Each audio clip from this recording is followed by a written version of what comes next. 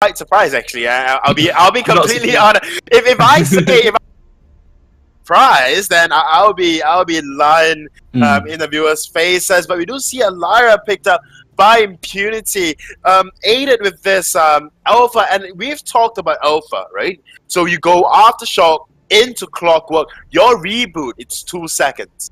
And now the change is made to Clockwork, you get extra CP on top of that, and afterwards you can go into a Dragon's Eye receive feed, and you can just stay in a team fight forever. And that is why Alpha is just so good in this current patch. But for the side of J3X Inferno, we will be seeing Arden to accompany a Scarf. Yeah, that is not what I was expecting. I was expecting maybe a Crew to try and counter Alpha, because Crew does really well against Alpha in the jungle. They've gone for the poke comp, so a really good pick here would be Jewel from Impunity. It's a double dive comp. They just portal in onto the back line, or portal out of a gauntlet. No, it does really well against Arden. So you just portal in with your 2 assassins, dive in onto anyone, Kestrel, Scarf, doesn't matter, execute them, and then work on to the next target. One thing to talk about with Alpha and Dragon's Eye is if you go the Aftershock Clockwork build, as you said, it's a 2-second reboot time. So if you land your ultimate, it does damage, then your Dragon's Eye will have stacked probably up to about 7-8 stacks. Then 2 seconds to reboot. If you immediately attack someone within half a second of respawning, you will not lose any Dragon's Eye stacks, despite the fact that you've gone into reboot. So that's a tough thing to do. Maybe you'll lose 3 stacks if you don't attack quick enough, but that's still really good for Alpha with Dragon's Eye. I don't like the Gwen pick. I think you're trying to beat J3X at their own game by going poke with weapon power Gwen, but it definitely can work. I think the Alpha is a really smart pick against Kestrel. The Kestrel, and then I thought it was a good pick for the side of Impunity to go for Alpha and then ban out the Rhyme. But I do worry for if they're going to be able to make full effectiveness of that, if they're going to really be able to get onto the targets they want to. Because if they're trying to get onto Kestrel, well, a lot of the time, Scarf, if they're nearby during the team fight stages at least, will be able to put the goop down under Kestrel and then ignite them. Otherwise, there's also the fact of we're going to have a weapon power Kestrel into the late game, so it's kind of dangerous at times if you accidentally go into a trap as well and get caught out there. And then you've got the Arden. So I think all in all, as Luxuria says, we have the side of J3X Inferno, who have a fairly decent comp to actually get out of trouble with this one, because they've got the Arden there, they have the goop as well, and the active camo. However, it's just how much Impunity are going to be in control of this game like they were before, and whether they'll push their aggression as much as they did. Because I think if they really all single target down someone, they should be able to have the damage to burst them, and we might see that here even in the early game. But DefQ needs to be careful taking a few of those hits from the Glimmer shots, and Blue City already fairly low in that front line. We can see DefQ already popping that potion. Yeah, and you know, in the early game, I wanted to say that Gwen just lose out in terms of poke as compared to when in a 1v1 with Nibim on that weapon Kestrel, where we just see Kahlua just taking so much damage. And another thing I want to point out is actually Blue City's initial build. He bought a light shield and light armor going into the game itself, and then now just starting to pick up the boots and that of a light crystal? No, it's not a light crystal, it's a crystal bit, right? And it's quite an interesting way, you know, for Queasy might be the first blood, but Baby might get the other one in case. Oh, there's a lot of pressure going down from the side of J3X Inferno there. Kahlua jumping on Queasy before, and as an Arden early game, you can still deal out a fair bit of damage with the blood for blood, and then you could see Queasy just barely staying alive thanks to that Imperial Sigil. And then meanwhile, Baby took the opportunity to sneak in there, landed a goop down with Spitfire, and did a fair amount of damage for early on. Has gone for the Heavy Prism and double Crystal Bit to start with, rarely focusing on damage. You don't see a single energy barrier there, not too concerned about that, although it might be an expected item to go for Eve of Harvest fairly early on, but whether it will be that first item pickup is the question.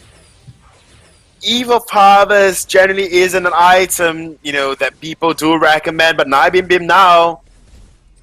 Oh, yeah, we do see a bit of pressure up in the lane. Nibimba getting caught out by that buckshot, and then Blue City able to sneak around and get the kill with the core charge. Now Kahlua left alone defending this turret, but iBaby on that scarf going to be rotating up to help defend. Kahlua going low now, and there's going to be the Vanguard on himself. Blue City diving under turret, doesn't fall, however, is going to be able to hold on to that infinite reboot perk.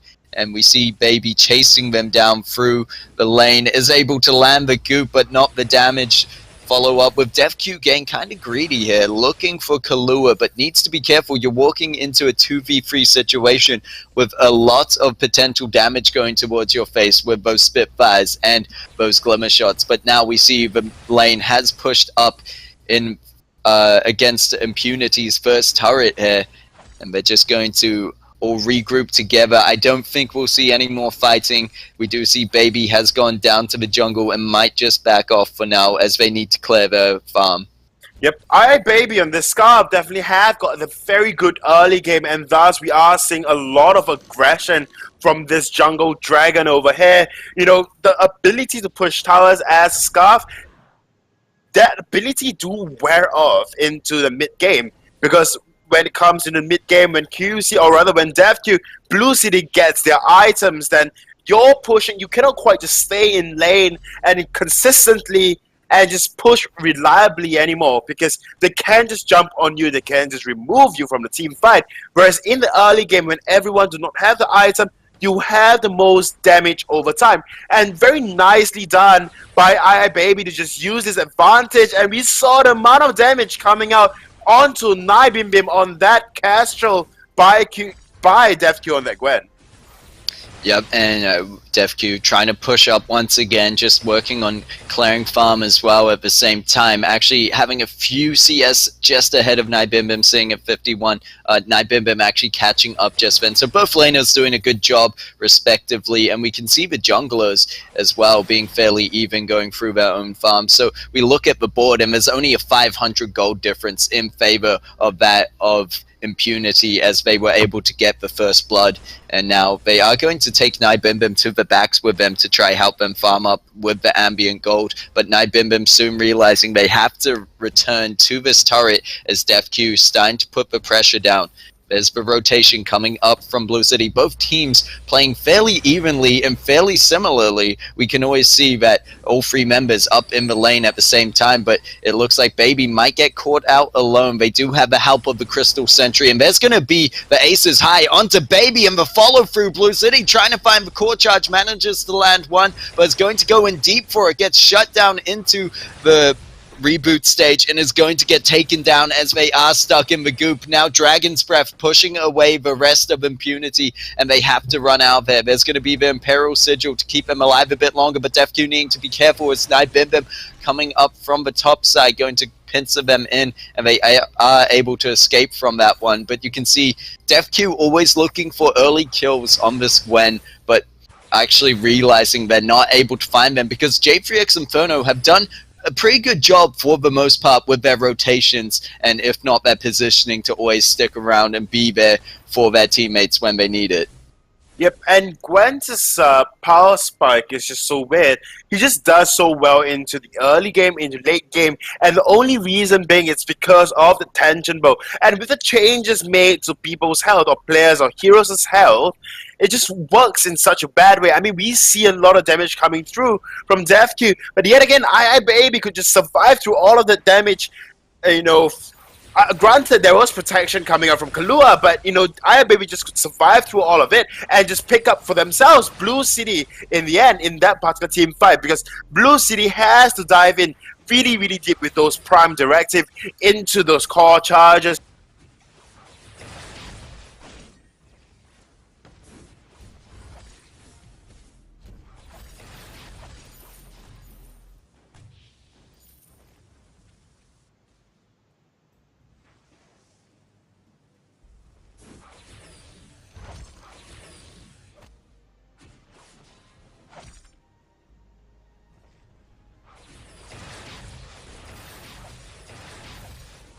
is in that reboot, it's such an easy opportunity for Scarf to have that goop down underneath them and just start burning them alive. As we see now, Blue City once again diving in deep and gets caught out the gauntlet for good measure, and it does catch out Queasy on the edge of it, but I don't think they'll be able to pick up a kill here. They might prove me wrong as they push him very deep, but that glimmer shot will miss, and now DefQ rotating back up to the lane, actually bought a weapon power infusion 8 minutes 55 in, thinking they need that bit more damage to really start pushing back against the side of J3X Inferno, who have actually been playing quite well for this game. I mean, we saw the previous match, they had a good early game, and now they might suffer from it just because they're not at the turret while DefQ's pushing down on it, and that weapon power infusion going to pay off. Rather than being in a fight, they're able to use it to really quickly clear that turret out, and now they have the advantage. This is what they were looking for. I'm wrong when I say that Impunity were the ones to take the first turret this match, so it is the same as last match, and it's just that it could be the similar mistake where, you know, J3X Inferno weren't able to take that first turret last match when they were so close to being able to do so, and then it led to Impunity being in control of the rest of the match. Do you think that's what we'll see here? Well, it really, really depends, because like I mentioned before, Gwen's power spike is just so weird. It moves on a little bell curve, if you were to put it, right? She gets really strong, and then she starts to stagnate, and she drops, right, in terms of efficacy and the damage output overall. So what Impunity I see them trying to do is try to put as much early game pressure and try their best to just snowball into the late game. So Gwen's power spike, that linger period is just so much longer as compared to if you are going to play passive. So I do understand where Impunity is coming from. Look at the amount of damage on that Nibim. Oh, and they are going to be able to catch them out. Nibim having to stand still while launching those glimmer shots, and Gwen just with the massive amounts of damage with that tension bow and sorrow blade, of course the lucky strike and the blazing salvo adding on to that, but really the main items there being that tension bow and sorrow blade for the moment, just that instant burst damage they have. There's going to be the aces high onto Kahlua, stunning him out, but it looks like they would have preferred to go for Baby. One shot, one kill going to land onto Blue City, but Impunity should be safe to back off from this fight.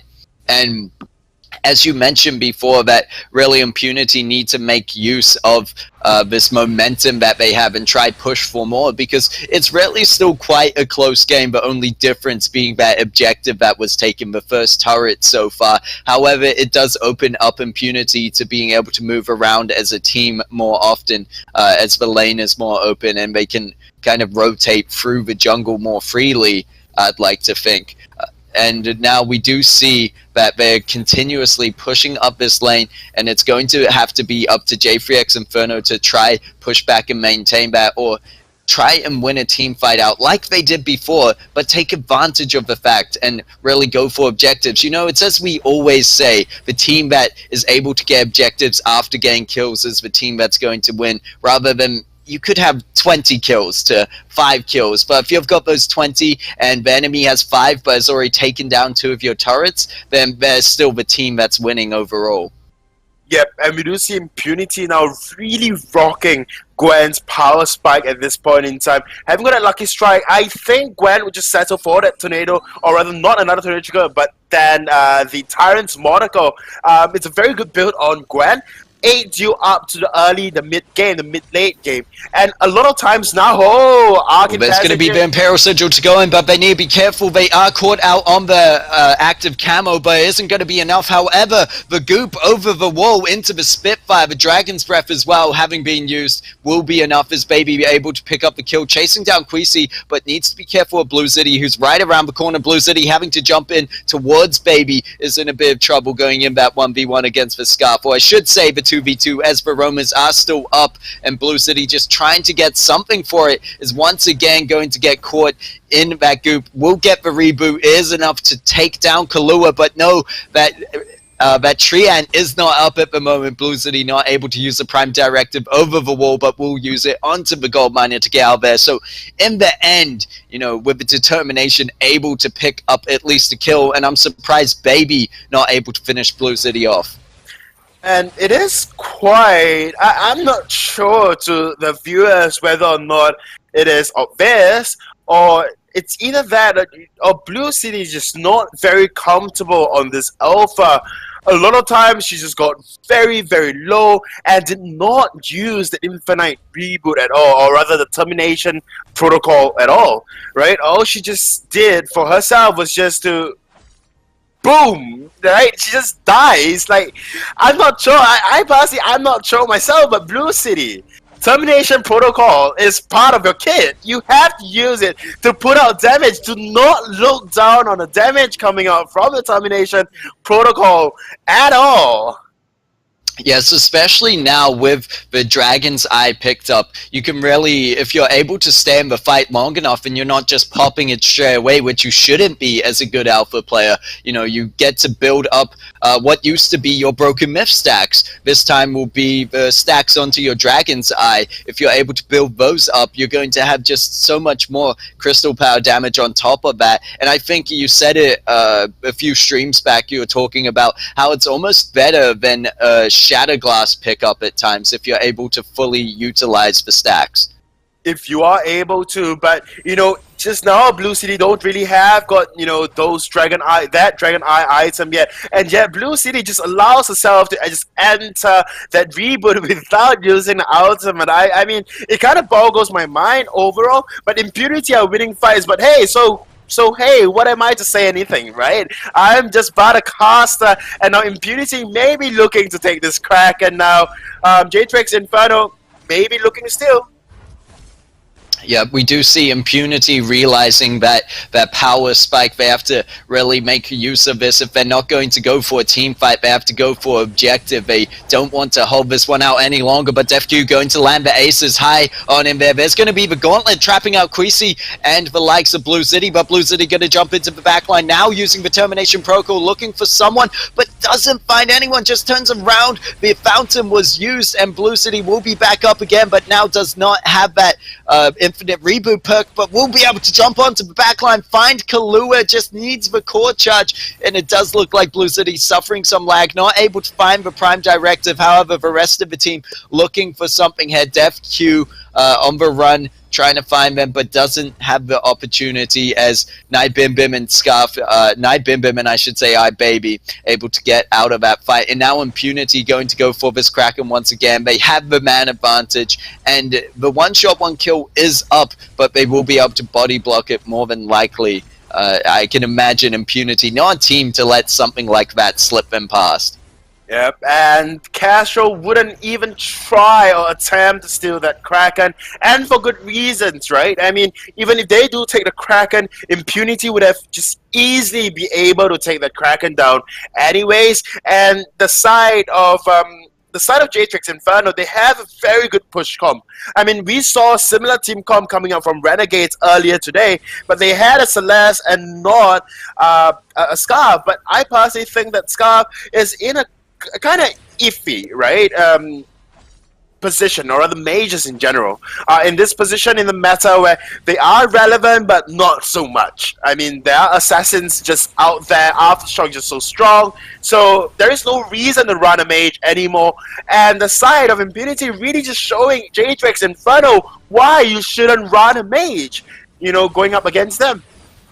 Yeah, and it's definitely hard to get to that late game stage when going up against a team of Impunity, but if J3X Inferno are able to hold this Kraken back, they might have a second chance at that. It's Baby using the Dragon's Breath just to scare them away. They might lose a turret. No, it looks like they'll be able to save the turret from this, so only losing the anchor turret out of that Kraken push, so fairly good for them, but that second turret protecting their Vein Crystal is already fairly low. A single minion wave pushing into that will be able to take it, and we do see Impunity taking the chance to go through the enemy jungle as they make their way out, and it just gives us a good chance to look over at the gold at the moment. Although this has been a fairly low kill game with only 8 kills on the board over 18 minutes, 5 on the side of Impunity and 3 over to J3X Inferno.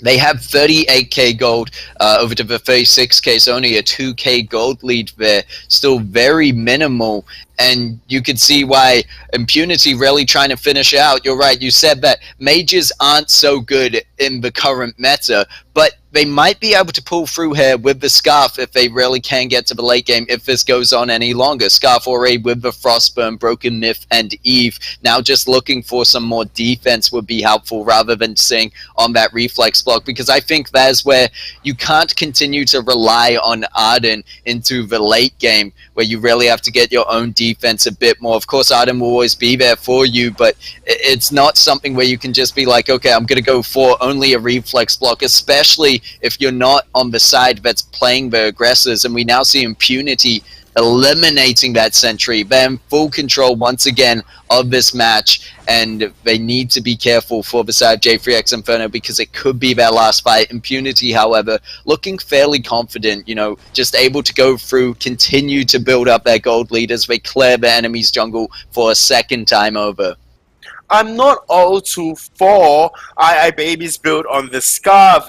It has its users, you know, but a Broken Myth no longer works in a manner where you can just build stacks out. So if you want your Frostburn, you want your Eve of Harvest, that Broken Myth, you're just not dealing enough damage. And with the Scarf, you want that extra burst, you want that oomph in damage, if it makes sense, right? You want that Shatterglass, like we saw Celeste or Ching on the Celeste actually build. Shatterglass will just make so much sense for you. The initial burst of damage you receive is just insane. Queasy body blocking that Spitfire, but here's the turnaround from the side of J3X Inferno as they land the gauntlet, trapping out Blue City, and Queasy burning Blue City down instantly. Queasy now having to be on the run. DefQ did make it back to the base, and as long as they're able to catch up with the Kraken and push in, and especially Gwen, you know, with that speed, is going to be able to get there in time. And we do see J3X Inferno more than likely having to push down this Kraken before it reaches their base. They only have a turret, and I wouldn't even call it a turret and a half at this point. It's a turret and a smidge left for them. So they are doing their best to burn this down. Just try fight for one more opportunity as Impunity have rushed another Kraken, and good job from Baby landing those Spitfires in the choke point, able to hold them off for now, but DefQ trying to look for a bit of a cheeky push is going to turn around instead, realizing they don't want to go in there, give up this control they have. And it's what you said before into the previous match of how they were playing quite passively, you could almost put it, for the side of Impunity. Like, they really didn't push too far with their advantage, and it looks like they're doing something similar here, but I would almost say that it's really starting to slip in favor of J3X Inferno maybe being able to make a comeback. They still have yet to take a turret away from the side of Impunity, however, it's not impossible.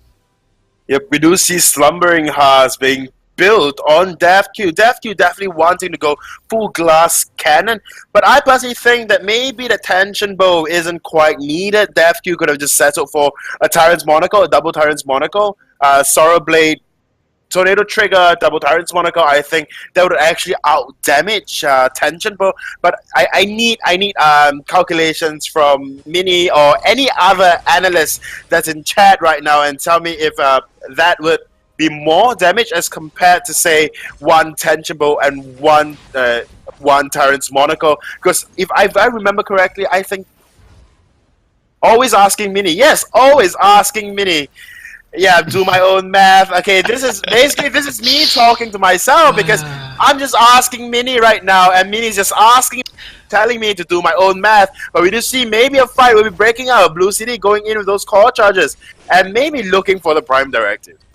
Yes, a bit of poke there coming out from the side of Impunity, just pushing J3X Inferno back into their base once again. And surprisingly enough, even though Impunity continue to take away the farm from the side of J3X Inferno, it really hasn't pushed their gold lead that much further ahead than it was before. J3X Inferno doing a decent job to somehow keep up in this current situation for them. But Kraken will more than likely be up within the next few seconds as we see it coming up. And now, you know, Impunity, they're going to pull the same strategy. They're going to take Kraken. Nope. No, they're not.